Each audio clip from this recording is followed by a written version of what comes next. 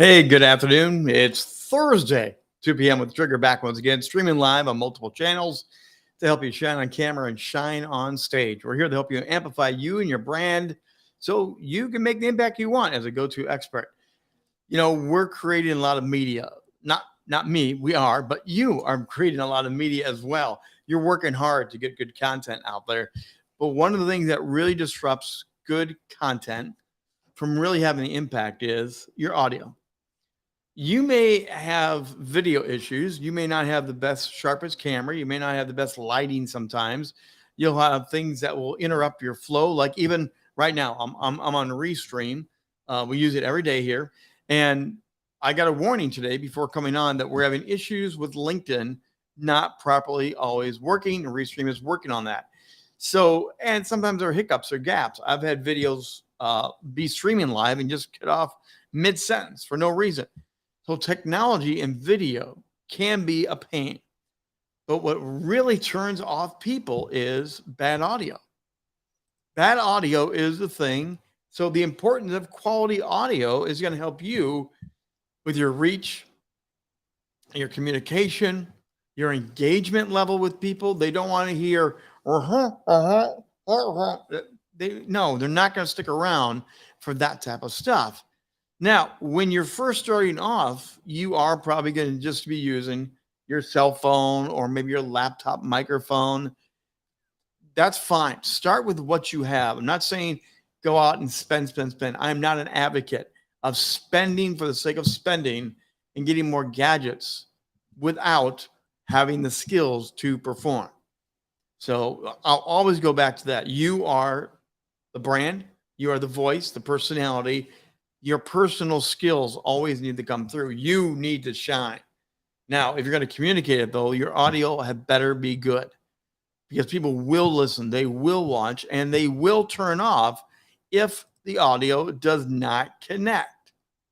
So when you do start with it, I'm going to give you some tips on how to have that audio come through good. Now, a lot of people, when they use their phone, I'm just going to use this to begin with. When you start with your phone, a lot of them are like this. You are literally speaking into the microphone so directly that it's not going to give you good audio all the time. Now, if you have a softer voice, you may want to lift it up, get a little bit closer to it. Nothing wrong with that. You don't want it too far. Again, you don't want it like out of camera frame. You don't want it that far. You do want to find the distance. Everyone's kind of skills of communication are different. Some soft voices, some are bass driven, some get so deep you can barely even hear them, even though they're doing it. Some of us intentionally raise our voice. I'm very dramatic. I've been in radio and I did that to keep the energy going live. So I see a comment coming in from Stroke TV there. Yeah, good sound quality is very important. Yes. And there's different bandwidth, there's different layers, there's different techniques of this, but learning how to do it. So start with a microphone, even here, so it's relatively close. All right. Don't get up on your microphone too hard. It's going to overmodulate your voice. It's going to come out distorted and people are not going to want to hear it. I ride the metro here in the DC area all the time. And the worst thing is those overhead speakers and the metro person will say, get your nose on stop. And you don't know what they're saying. What stop, what city, what location. You just don't understand. It doesn't work because a lot of them are doing this. They're literally eating the microphone, thinking they have to get right up on that microphone so much. You don't want to do that. What you want to do is have that distance. And that's a huge key.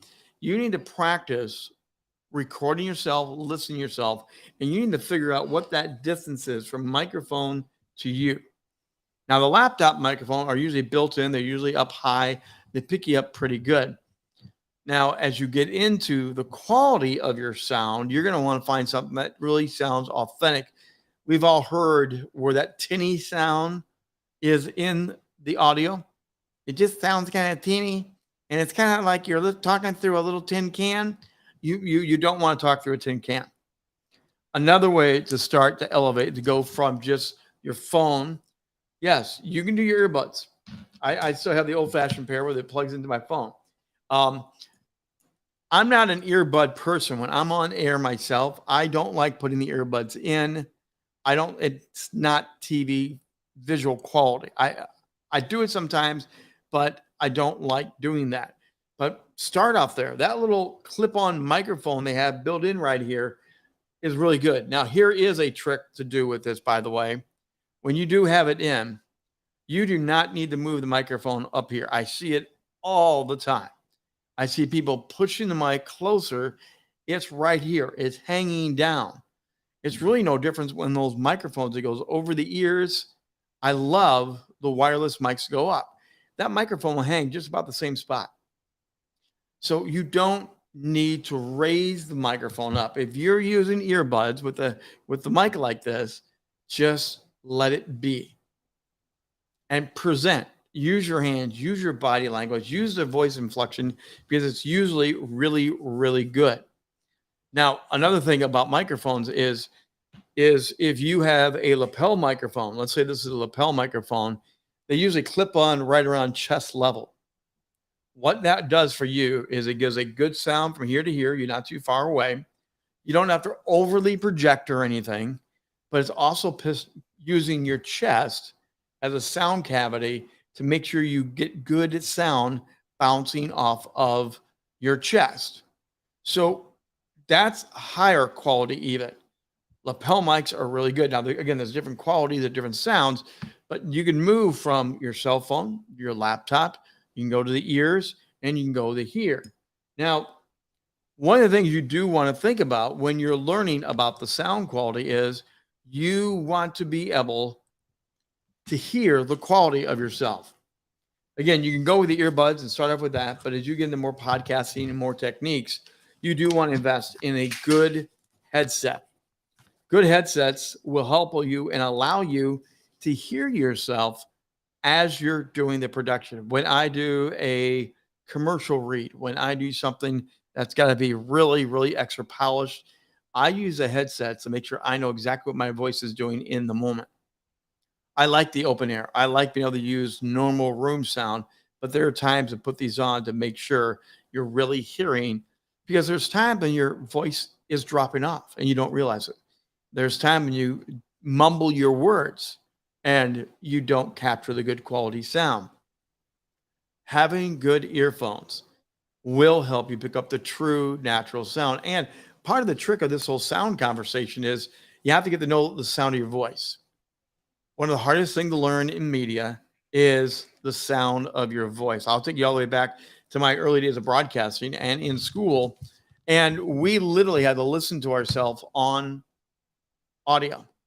We would record, be in the studio, and then we would have to listen back to our voices, reading the news, doing a commercial. It was like that scraping sound on the chalkboard. It was bad because I didn't know my voice. We all have our head voice. We have the voice that we hear inside our own head cavity. That is not the voice that's being projected out of you into the world. By learning to listen to your own voice and practice and hearing the sound through headsets, you'll learn how to get your stronger voice. You'll learn how to use and leverage your voice. And that's where the audio becomes even better as you learn your voice as an instrument and you have better quality microphones and better things going on. You will have the ability to raise the bar level. Please stop using the camera mic. Well, the camera mic can work for many, many people, Aaron. But you're right. As you elevate, as you go further, you do want to raise this. Bad sound, as Aaron says, is not good. And it will turn people off. So you really need to work on this. Now, with your studio microphone, and there are so many different brands. Mine just happened to be a wonderful Rode microphone and Rode system. I have off to the side of me the actual mixer, sound mixer. As you elevate yourself, as you improve your sound, you'll be having some of the gear that I have, and you can play with the frequency, the bass, the tenor. You can augment your voice with something really good, and keep it simple. Keep it simple. If you're running your own stuff and you want to improve the quality of your audio, keep those things simple. Now, if you're getting to full sound engineering and you're working with someone else, they're helping to produce it. If they want to go higher with that tweaking, let them do that. Your job is to know you have good sound, good audio, and it will make a difference. You can also learn some of those dramatic pauses like I just did. Part of the technique of having good audio is to not have it going all the time. Even the machines need a little breather once in a while. So you also need to have it be that you have good, clear audio. Don't have too much sound, too many fans in the background. Don't have things cluttering around. My microphone is on a table, but my microphone also has a gigantic bass. This thing, I call it Thor's hammer. Okay. It's so heavy and so big. It anchors it on the table so it will not affect the sound on the microphone. I can go for a cup of coffee and it's not going to change my sound. Now, some people are not aware of what different microphones do. This microphone is made to be at the angle that I'm at. It's made to be a little bit off, or you could put it right in front of you like this.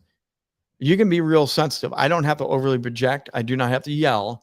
I can just have a good quality sound. These are great for podcasts, for interview shows. You can do more of a straight line for you. There are other microphones, if I can show this to you, where they are made to more of like this. Underneath your voice slides over that. That will help with some of the quality. You need to know the style of microphone you have. You need to realize different mics pick you up different ways. When you do have those over-the-ear microphones, which I absolutely love when I'm speaking live on stage, they come over. You don't want it tight on your skin. You're going to get the rubbing of your skin. You're going to have other sound, and that will affect the quality of your sound. You want to have it a little bit off your face. You want to have it pulled a little bit away. Now, I've seen people, they pull it so far away, it's like sticking away out here. No, you want it to be close enough, but you do not want to have it. You don't have any issue with presenting good quality sound. Now, the other thing you could think about is put a splash guard on your microphone. I don't have one up right now. Again, if I'm doing some long reads, if I'm doing some things with a lot of S's and a lot of P's, those often pop off and the sound has that little S sound. It gets kind of slippy and spicy, and you don't want that either. A little sound guard, a little splash guard that you probably have seen will really help bring the quality to what you're trying to do. It will cut down some of those S's and some of those pops, and those pops turn people off a lot. So that's really some of the things that you need to figure out when it comes to audio. The other thing is with audio, keep everything simple. Sometimes we try to mix too much with music, sound effects, and other things. It's fun to play with some of those toys, but most often, remember, since you are the brand, you are the voice, the entity, you are the one that needs to be heard the most. One of the biggest frustrations is to have a great song play on the radio, a great song on your music collection, and the music drowns out the voice track of the singer. I want to hear the vocalist. Yes, I want to hear the drums. Yes, I want to hear the guitars, but I want to hear the vocalist. So when you're mixing sound and working on production, Rock the Stage, we have our own music bed opener. We make sure that's underneath my voice. It's lesser than my voice. You can hear it, but that voice has got to be number one. Playing with audio is tricky, but learning to have good quality audio will raise you up. People will hear you, they will understand you, and they're going to want to come back for more. That's going to do it for today. Quality sound. How you doing with that? Check yourself. Listen to old recording. Take a listen. Do it from a critical lens. Is that good enough, or can I do better? We'll be back tomorrow at 2 p.m. live here with The Trigger, streaming live on multiple channels to help you shine on camera, shine on stage, help you elevate your brand to be that go-to expert. Because remember, you are the brand. We'll see you tomorrow back here at 2 p.m. Eastern Time